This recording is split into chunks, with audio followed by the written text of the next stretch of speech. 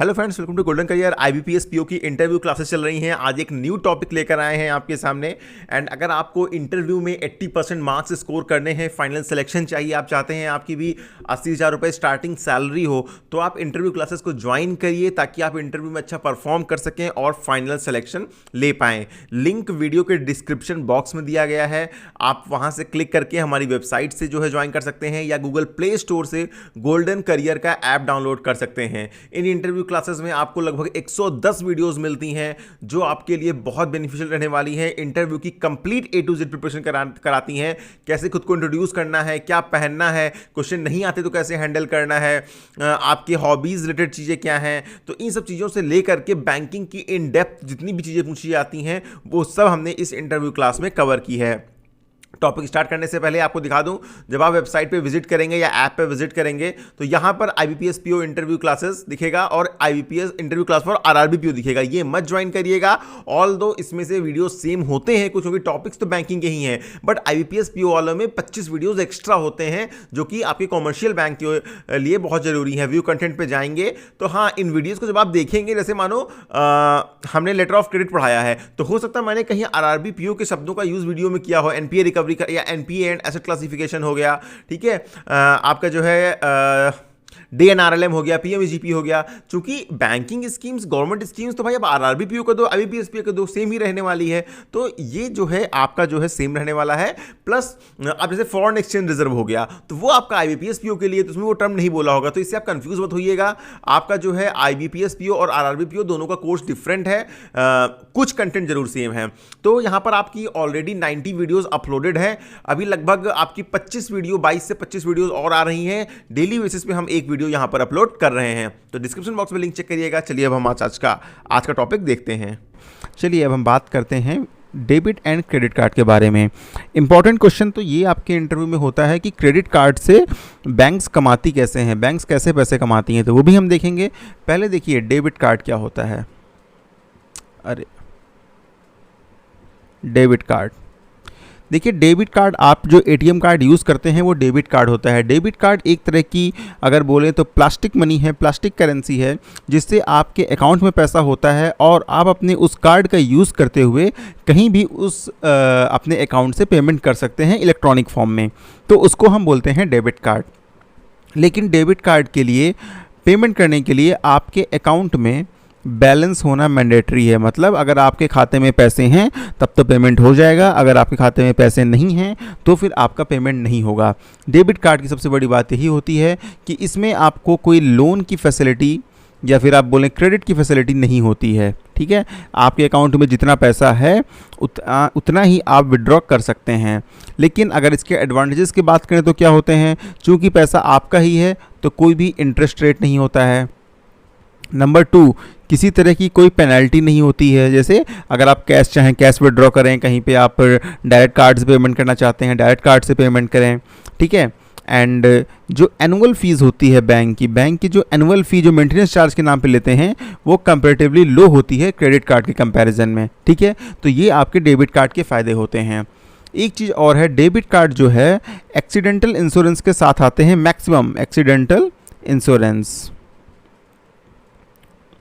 आप बोलेंगे इंश्योरेंस की लिमिट कितनी होती है। देखिए यहाँ पर मैं दोनों कवर कर लूँ, डेबिट कार्ड और क्रेडिट कार्ड दोनों के केस में ये बैंक टू बैंक वेरी करता है। 50,000 से लेकर के 10 लाख रुपए तक का इंश्योरेंस आपका एक्सीडेंटल हो सकता है, लेकिन ये डिपेंड करता है कि वो बैंक आपको क्या ऑफ़र कर रही है।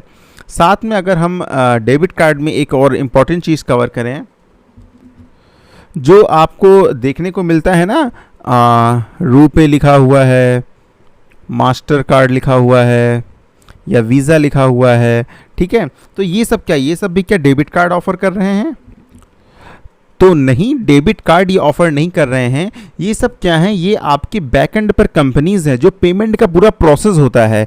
पेमेंट का एक प्रोसेस होता है ना भाई। आप क्या करते हैं, देखो आप अमेज़ॉन से मानो कोई शॉपिंग की आपने, अपने डेबिट कार्ड से पेमेंट किया और डेबिट कार्ड से पेमेंट किया, ठीक है। आपका अकाउंट था स्टेट बैंक ऑफ इंडिया में, तो देखिए क्या चीज़ें होती हैं। एक आपका मर्चेंट होता है, ठीक है, एक आपका पेमेंट गेटवे होता है, पेमेंट गेटवे होता है और एक आपकी बैंक होती है।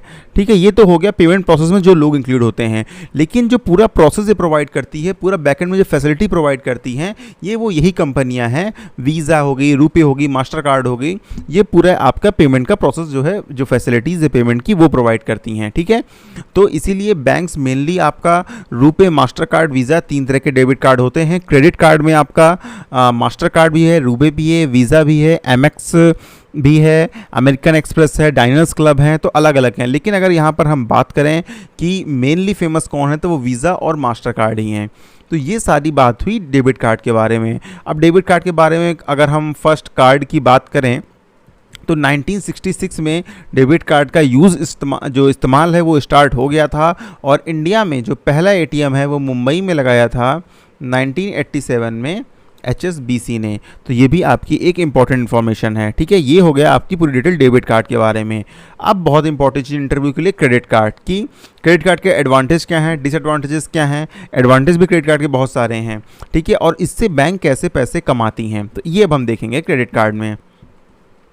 देखिए क्रेडिट कार्ड होता क्या है। जैसे आपका डेबिट कार्ड, आपके अकाउंट में पैसे हैं तो आप पेमेंट कर सकते हैं, लेकिन क्रेडिट कार्ड के केस में ऐसा नहीं होता है। बेसिकली एक शॉर्ट टर्म लोन होता है जिसमें लिमिट आपकी पहले से डिफाइंड होती है। आप क्रेडिट कार्ड के लिए किसी बैंक में अप्लाई करेंगे तो बैंक क्रेडिट कार्ड देने से पहले आपकी 2 चीज़ें देखेगी, एक आपकी सैलरी क्या है, दूसरा आपकी क्रेडिट हिस्ट्री क्या है।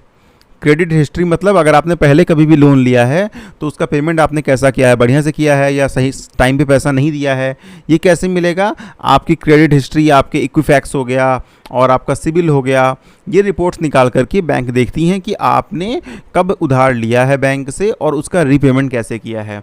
इन दोनों चीज़ों को देखते हुए, आपकी सैलरी को, आपके खर्चों को देखते हुए बैंक जो है आपके क्रेडिट कार्ड की क्रेडिट लिमिट डिफाइन करती है कि आपको कितने का क्रेडिट कार्ड मिल सकता है या नहीं मिल सकता है।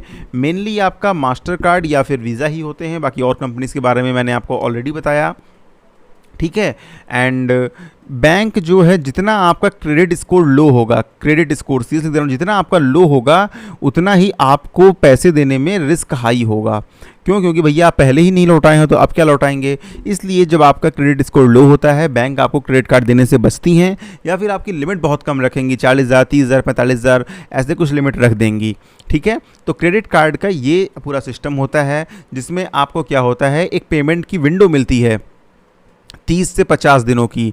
ठीक है, कि आप भाई, आपके पास अब आज आपको एक मोबाइल फ़ोन लेना है, लेकिन आपके पास आज पैसे नहीं हैं, आप लेकिन ये फ़ोन आज ही लेना चाहते हो, और आप जानते हो कि मंथ के एंड में आपके पास सैलरी आ जाएगी, तब आप पैसे दे दोगे, लेकिन अभी पैसे नहीं हैं, तो उस केस में आप अपने क्रेडिट कार्ड से पेमेंट कर सकते हैं।